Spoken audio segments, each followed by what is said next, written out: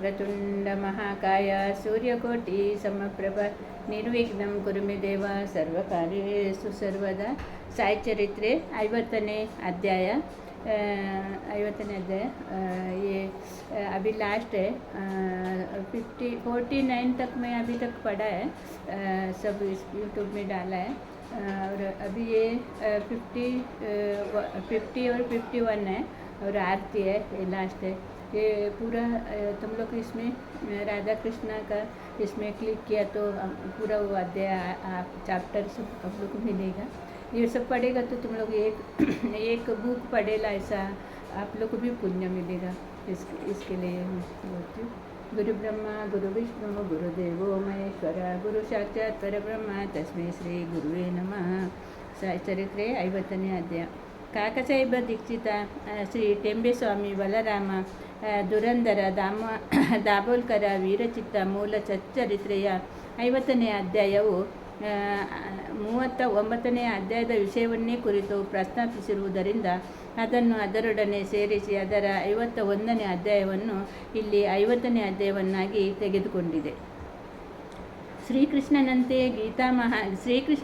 ಗೀತಾ ಮಹಾತ್ಮವನ್ನು ಬೋಧಿಸುತ್ತಾ ಭಕ್ತರ ಪಾಲಕನಾಗಿ ಅವರಿಗೆ ಸರ್ವಶಕ್ತಿಯನ್ನು ದಯಪಾಲಿಸುವ ಕರುಣಾಮಯಿ ಸಾಯಿ ನಿನಗೆ ಜಯತು. ಓ ಸಾಯಿ, ಕೃಪಾದೃಷ್ಟಿಯಿಂದ ನೀನು ನಮ್ಮೆಡೆ ನೋಡಿ ನಮಗೆ ಆಶೀರ್ವಾದಿಸು.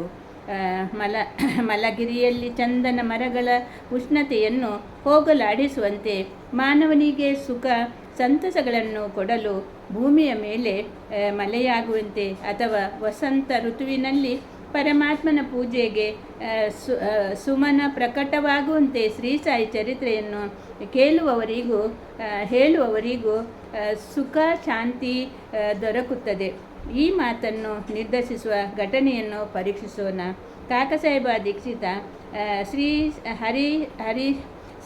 ಹರಿ ಸೀತಾರಾಮ ಅಥವಾ ಕಾಕಸಾಹೇಬ ದೀಕ್ಷಿತರು 1964ರಲ್ಲಿ ಜನ್ಮ ತಾಳಿದರು.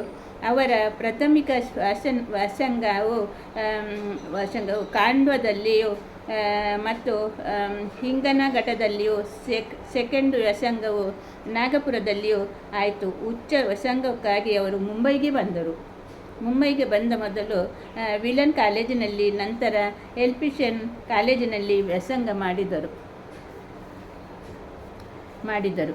ಪದವೀಧರರಾದ ನಂತರ 1983ರಲ್ಲಿ ಕಾಯಿದೆ ಮತ್ತು ಸೊಲಿಸಿಟರ್ ಪರೀಕ್ಷೆ ಮಾಡಿಕೊಂಡು ಕೆಲವು ಕಾಲ ಮೆಸ್ಸರ್ಸ್ ಲಿಟಲ್ ಆ್ಯಂಡ್ ಕಂಪನಿಯಲ್ಲಿ ಸೊಲಿಸಿಟರ್ ಆಗಿ ಕೆಲಸ ಮಾಡಿದರು. ನಂತರ ತಮ್ಮದೇ ಆದ ಸೊಲಿಸಿಟರ್ ಸಂಸ್ಥೆ ಆರಂಭಿಸಿದರು. 1909ರ ತನಕ ಇವರಿಗೆ ಬಾಬಾ ಅವರ ಹೆಸರು ಗೊತ್ತಿರಲಿಲ್ಲ. ನಂತರ ಅವರು ಲೋನಾವಳದಲ್ಲಿ ತಂಗಿದಾಗ ತಮ್ಮ ಹಳೆಯ ಸ್ನೇಹಿತರಾದ ಶ್ರೀ ನಾನಾ ಸಾಹೇಬ ಚಾಂದೋರ್ಕರ ಅವರ ಸಂಪರ್ಕವಾಗಿ ಬಾಬಾ ಅವರ ಪರಮ ಭಕ್ತರಾದರು. ಅದು ಹೇಗೆಂಬುದನ್ನು ನೋಡೋಣ.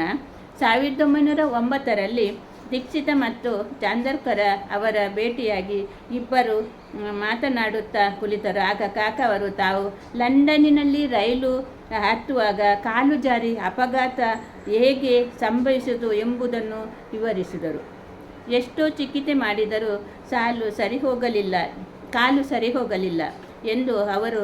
ಆಗ ಅವರು ಕಾಕ ಅವರಿಗೆ ಕಾಲು ನೋವು ಗುಣವಾಗಿ ಕುಂಟುವುದು ತಪ್ಪಬೇಕಾದರೆ ಶ್ರೀ ಸದ್ಗುರು ಸಾಯಿಬಾಬಾ ಅವರ ದರ್ಶನವನ್ನು ಮಾಡಲು ಸಲಹೆ ನೀಡಿದರು. ಅವರು ಬಾಬಾವರ ಬಗ್ಗೆ ಸಮಸ್ತ ವಿಷಯಗಳನ್ನು ತಿಳಿಸಿದರು. ಅವರು ನನ್ನ ಭಕ್ತರು ಎಷ್ಟೇ ದೂರದಲ್ಲಿದ್ದರೂ ಕೂಡ, ಸಪ್ತಸಾಗರದಲ್ಲಿ ಆಚೆ ಇರಲಿ, ಅವರನ್ನು ಗುಬ್ಬಿಯ ಕಾಲಿಗೆ ಹುಡುಗರು ದಾರ ಕಟ್ಟಿ ಎಳೆದು ತರುವಂತೆ ನಾನು ಅವರನ್ನು ಬರಮಾಡಿಕೊಳ್ಳುತ್ತೇನೆ ಎಂಬ ವಚನವನ್ನು ಹೇಳಿದರು. ಆಗ ಕಾಕ ಅವರು ಇದನ್ನು ಕೇಳಿ ಸಂತಸದಿಂದ ಬಾಬಾ ಅವರಲ್ಲಿಗೆ ಹೋಗಿ ಅವರ ದರ್ಶನ ಪಡೆದು, ಈ ಕಾಲಿನ ಕುಂಟುತನ ಗುಣವಾಗದಿದ್ದರೂ ಅಡ್ಡಿಲ್ಲ, ಆದರೆ ನನ್ನ ಚಪಲ ಬುದ್ಧಿಯನ್ನು ಸೀಮಿತಗೊಳಿಸಿ ನನಗೆ ನಿತ್ಯಾನಂದವನ್ನು ಅಂತೆ ಪ್ರಾರ್ಥಿಸುತ್ತೇನೆ ಎಂದರು. ಇದಾದ ಕೆಲವು ಕಾಲದ ನಂತರ ಕಾಕಸಾಹೇಬರು ಮುಂಬಯಿಯ ಶಾಸನ ಸಭೆಯ ಸದಸ್ಯರಾಗಿ ಮತ ಪಡೆಯಲು ಅಹಮದಾಬಾದ್ ನಗರಕ್ಕೆ ಸರದಾರ ಕಾಕಾ ಸಾಹೇಬ ಮೀರಿಕರ ಅವರೊಡನೆ ತಂಗಿದ್ದರು. ಆ ಸಮಯಕ್ಕೆ ಸರಿಯಾಗಿ ಕೋಪರ್ಗಾಂವದಲ್ಲಿ ಮಾಮಲದಾರರಾಗಿದ್ದ ಕಾಕಾ ಸಾಹೇಬರು ಪುತ್ರ ಶ್ರೀ ಬಾಲಾಸಾಹೇಬ ಮೀರಿಕ ಅವರು ಅಲ್ಲಿಗೆ ಬಂದರು. ಚುನಾವಣೆಯಲ್ಲಿ ಕೆಲಸದ ನಂತರ ಕಾಕಾ ಅವರು ಶಿರಡಿಗೆ ಹೋಗಬೇಕೆಂದು ಯೋಚಿಸಿದರು. ದೀಕ್ಷಿತರ ಜೊತೆಗೆ ಯಾರನ್ನು ಕಳಿಸಬೇಕೆಂಬುದು ಮೀರಿಕರು ಅವರ ಯೋಚಿಸುತ್ತಿದ್ದರು. ಆಗ ಶಿರಡಿಯಲ್ಲಿ ಆಗಲೇ ಬಾಬಾ ಅವರ ಆಗಮನವನ್ನು ಕಾಯುತ್ತಿದ್ದರು. ಶ್ಯಾಮ ಅವರಿಗೆ ಅಹಮದಾಬಾದ ನಗರದಿಂದ ಅವರ ಮಾವನಿಂದ ಅವರ ಪತ್ನಿಗೆ ಶ್ಯಾಮ ಅವರ ಅತ್ತೆ ಆರೋಗ್ಯ ತೀರಾ ಹದಗೆಟ್ಟಿದೆ ಎಂದು ತಂತಿ ಬಂದಿತು. ಶ್ಯಾಮ ಅವರು ಕೂಡಲೇ ಬಾಬಾ ಅವರ ಅಪ್ಪಣೆ ಪಡೆದು ಅಹಮದಾಬಾದ ನಗರಕ್ಕೆ ಬಂದು ಅತ್ತೆಯವರನ್ನು ನೋಡಿ ಗುಣಮುಖವಾಗಿರುವುದನ್ನು ಕಂಡು ಸಂತೋಷಗೊಂಡರು. ನಾನಾ ಸಾಹೇಬ ಪಾನಸೆ ಮತ್ತು ಅಪ್ಪಸಾಹೇಬ ಗದ್ರೆ ಅವರು ಅಹಮದಾಬಾದ ನಗರದಲ್ಲಿ ನಡೆದಿದ್ದ ಕುದುರೆಗಳ ಪ್ರದರ್ಶನಕ್ಕೆ ಹೋಗುವಾಗ ದಾರಿಯಲ್ಲಿ ಶ್ಯಾಮ ಅವರನ್ನು ಸಂಧಿಸಿದರು. ಕಾಕಾ ಸಾಹೇಬ ಮಿರಿಕರು ಅವರ ಮನೆಗೆ ಹೋಗಿ ಶಿರಡಿಗೆ ಹೋಗುವಾಗ ಕಾಕಾ ಸಾಹೇಬ ದೀಕ್ಷಿತರನ್ನು ಕರೆದುಕೊಂಡು ಹೋಗಿ ಎಂದರು. ಸಾಯಂಕಾಲ ಶ್ಯಾಮ ಅವರು ಮಿರಿಕರ ಅವರ ಮನೆಗೆ ಬಂದರು. ಕಾಕಾ ಸಾಹೇಬರ ಪರಿಚಯವಾಯಿತು. ಶ್ಯಾಮ ಅವರು ಕಾಕಾ ಸಾಹೇಬರ ದೀಕ್ಷಿತ ಇಬ್ಬರು ರಾತ್ರಿ 10 ಗಂಟೆಗೆ ರೈಲಿನಲ್ಲಿ ಕೋಪರ್ಗಾಂವದ ಪ್ರಯಾಣ ಮಾಡಬೇಕೆಂದು ನಿಶ್ಚಯವಾಯಿತು. ಇದಾದ ನಂತರ ಒಂದು ವಿಸ್ಮಯಕಾರಿ ಸಂಗತಿ ನೆರವೇರಿತು.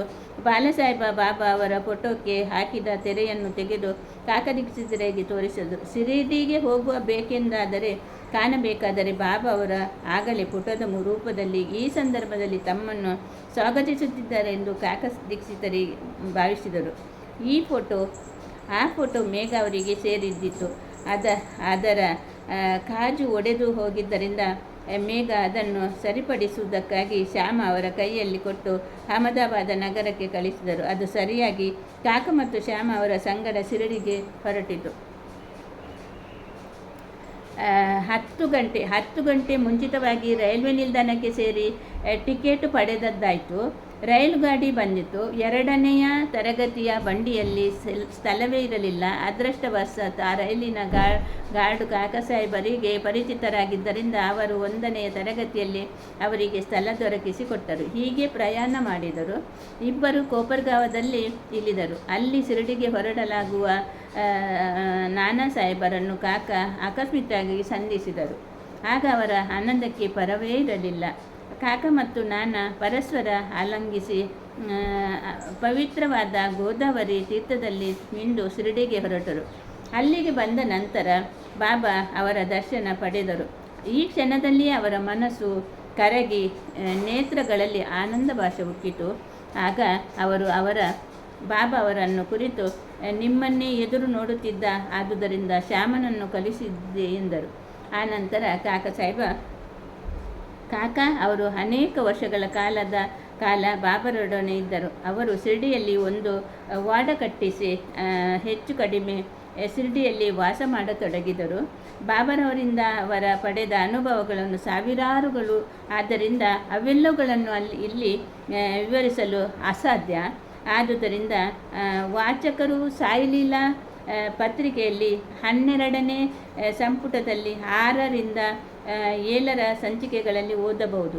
ಕೊನೆಯಲ್ಲಿ ನಿನ್ನನ್ನು ವಿಮಾನದಲ್ಲಿ, ಅಂದರೆ ನಿರಾಯಾಸವಾದ ಮರಣ ಕರೆದುಕೊಂಡು ಹೋಗುತ್ತೇನೆ ಎಂದು ಬಾಬಾ ಕಾಕಾ ಸಾಹೇಬರಿಗೆ ದೀಕ್ಷಿತರಿಗೆ ಹೇಳಿದರು. ಇದು ನಿಜವಾಯಿತು.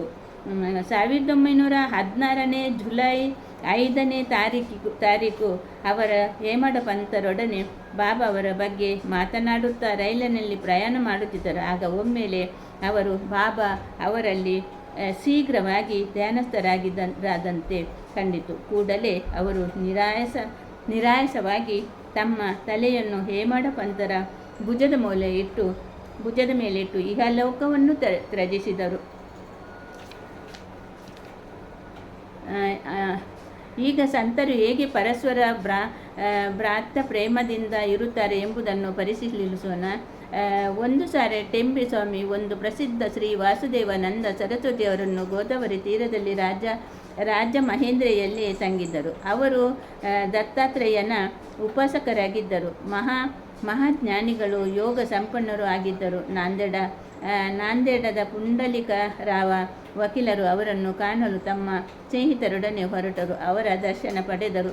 ಸಂಭಾಷಣೆಗೆ ನಡೆಯುತ್ತಿದ್ದಾಗ ಶ್ರೀ ಸಾಯಿಬಾಬಾ ಅವರು ವಿಷಯ ಬಂದಿತು. ಬಾಬಾ ಅವರ ಹೆಸರನ್ನು ಕೇಳಿದೊಡನೆಯೇ ಸ್ವಾಮೀಜಿಯವರು ಅಲ್ಲಿಯೇ ನಮಸ್ಕಾರ ಮಾಡಿ ತೆಂಗಿನಕಾಯಿ ಒಂದನ್ನು ತೆಗೆದುಕೊಂಡು ಇದನ್ನು ನನ್ನ ಸಹೋದರ ಸಾಯಿಬಾಬಾ ಅವರಿಗೆ ಕೊಡಿರೆಂದು ಅರ್ಪಿಸಿರಿ ಮತ್ತು ನನ್ನನ್ನು ಮರೆಯದೇ ಪ್ರೀತಿಸುತ್ತಿರಲಿ ಎಂದು ಹೇಳಿ ತಿಳಿಸಿ ಪುಂಡಲಿಕರಾವರು ಅವರಿಗೆ ಕೊಟ್ಟರು. ಸ್ವಾಮಿಗಳು ಬಾಬಾ ಅವರನ್ನು ಸಹೋದರರು ಎಂದು ಕರೆದದ್ದು ಸರಿ, ಏಕೆಂದರೆ ಸ್ವಾಮೀಜಿಯವರು ಸಹ ಶಾಸ್ತ್ರ ಸಮತ್ವವಾದ ದುನಿಯಲ್ಲಿ ಆದ ಅಗ್ನಿಯನ್ನು ಉರಿಸುತ್ತಿದ್ದರು. 1 ತಿಂಗಳ ಒಳಗಾಗಿ ಪುಂಡಲಿಕರಾವ ಅವರು 4 ಜನ ಮಿತ್ರರೊಡನೆ ತೆಂಗಿನಕಾಯಿ ತೆಗೆದುಕೊಂಡು ಬಂದರು. ಮಾನ್ಮಾಡದಲ್ಲಿ ಇಳಿದಾಗ ಬಹಳ ಬಾಯಾರಿಕೆಯಾಯಿತು.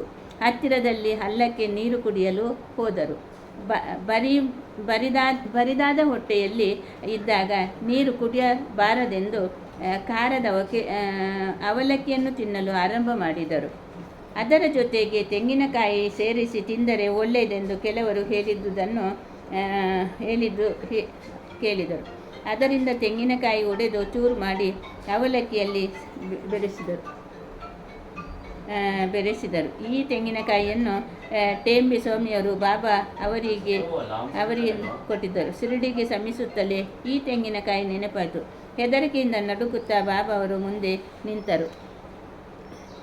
ಈ ಮೊದಲು ಬಾಬಾ ಅವರಿಗೆ ಈ ವಿಷಯ ತಿಳಿದಿತ್ತು. ಆದುದರಿಂದ ಕೂಡಲೇ ಅವರು ಪುಂಡಲಿಕರಾವ ಅವರನ್ನು ಕುರಿತು, ನನ್ನ ಬಂಧುವಿನಿಂದ ತಂದ ನನ್ನ ವಸ್ತು ಕೊಡು ಎಂದರು. ಆಗ ಪುಂಡಲಿಕರಾವ ಅವರು ಬಾಬಾ ಅವರ ಪಾದಗಳನ್ನು ಭದ್ರವಾಗಿ ಹಿಡಿದುಕೊಂಡು ತಮ್ಮ ಅಪರಾಧಕ್ಕೆ ನೊಂದುಕೊಂಡು ಅವರಲ್ಲಿ ಕ್ಷಮೆ ಬೇಡಿದರು.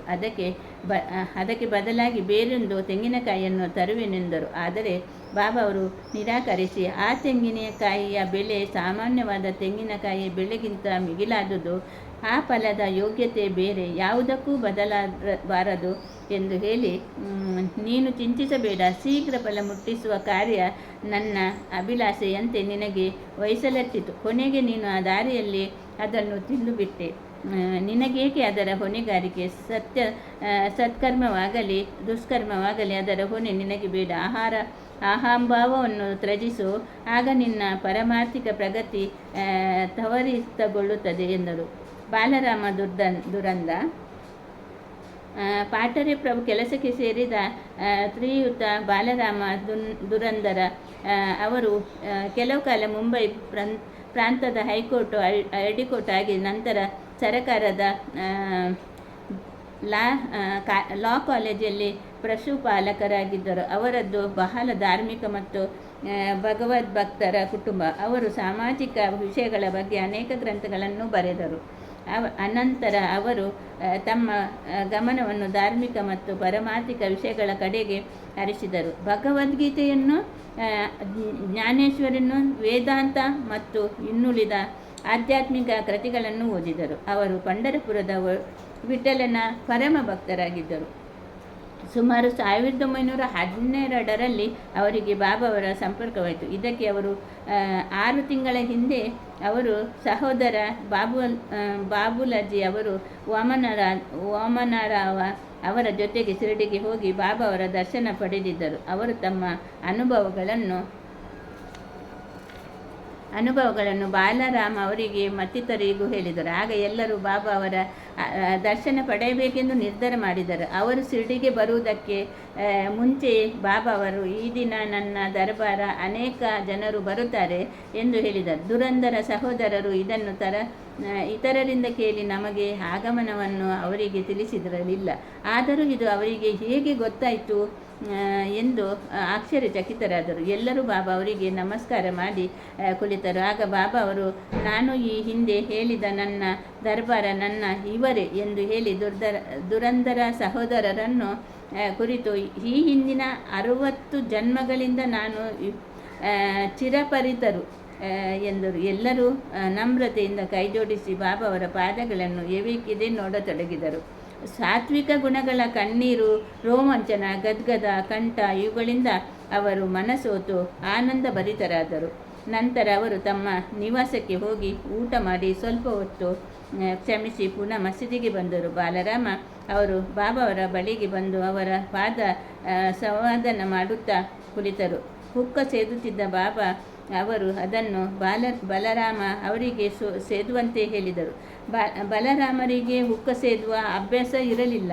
ಆದರೂ ಅದನ್ನು ಒಂದು ಬಾರಿ ಎಳೆದು ನಮ್ರತೆಯಿಂದ ಹಿಂದಿರುಗಿಸಿದರು. ಬಲರಾಮ 6 ವರ್ಷಗಳಿಂದ ದಮ್ಮಿನಿಂದ ನರಳುತ್ತಿದ್ದ. ಹುಕ್ಕ ಸೇದಿದ ನಂತರ ಅವರ ರೋಗಪೂರ್ಣ ಗುಣವಾಯಿತು. ಆದರೆ 6 ವರ್ಷಗಳ ನಂತರ ಪುನಃ ಅವರಿಗೆ ಕೆಮ್ಮು ಬಂದಿತು. ಅಂದೇ ಬಾಬಾ ಅವರು ಮಹಾಸಮಾಧಿ ಹೊಂದಿದ್ದರು.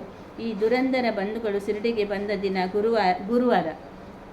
ಅಂದು ಚಾವಡಿ ಮೆರವಣಿಗೆ ಇತ್ತು. ಅದನ್ನು ನೋಡುವ ಸುಯೋಗ ಅವರಿಗೆ ಲಭಿಸಿತು. ಚಾವಡಿಯ ಆರತಿ ಸಮಾರಂಭದಲ್ಲಿ ಬಾಲರಾಮ ಅವರು ಬಾಬಾವರ ವದನಾರವಿಂದದಲ್ಲಿ ಪಾಂಡುರಂಗನ ಪ್ರತಿಮೆಯನ್ನು ಕಂಡರು. ಮರುದಿನ ಕಾಕಡಾರತಿ ಸಮಾರಂಭದಲ್ಲಿ ಅದೇ ರೀತಿ ಕಂಡರು. ಬಾಲರಾಮ ದುರಂಧರ ಅವರ ಮಹಾರಾಷ್ಟ್ರದ ಪ್ರಸಿದ್ಧ ಸಂತರಾದ ಶ್ರೀ ತುಕಾರಾಮ ಅವರ ಜೀವನ ಚರಿತ್ರೆಯನ್ನು ಮರಾಠಿಯಲ್ಲಿ ಬರೆದಿರುತ್ತಾರೆ. ಆದರೆ ಅವರು ಅದರ ಪ್ರಕಟಣೆಯನ್ನು ನೋಡಲು ಜೀವಿಸಿರಲಿಲ್ಲ. ನಂತರ 1928ರಲ್ಲಿ ಅವರ ಸಹೋದರ ಅದನ್ನು ಪ್ರಕಟಿಸಿದರು. ಅದರಲ್ಲಿ ಬಾಲರಾಮ ದುರಂಧರ ತಮ್ಮ ಅನುಭವವನ್ನು ಉಲ್ಲೇಖಿಸಿದ್ದಾರೆ. ಶ್ರೀ ಸಾಯಿ ಪ್ರಣಾಮ. ವಸುದೇವಸುತಂ ದೇವಂ ಕಂಸಚಾಣೂರಮರ್ದನಂ ದೇವಕೀ ಪರಮಾನಂದಂ ಕೃಷ್ಣ ವಂದೇ ಜಗದ್ಗುರು. ಹರೇ ಕೃಷ್ಣ ಕೃಷ್ಣ ಕೃಷ್ಣ ಹರೆ ಹರೆ, ಹರೆ ರಾಮ ರಾಮ ರಾಮ ಹರೆ ಹರೆ. ಕೃಷ್ಣಾರ್ಪಣಮಸ್ತು. ಹರಿ ಓಂ ತತ್ಸ.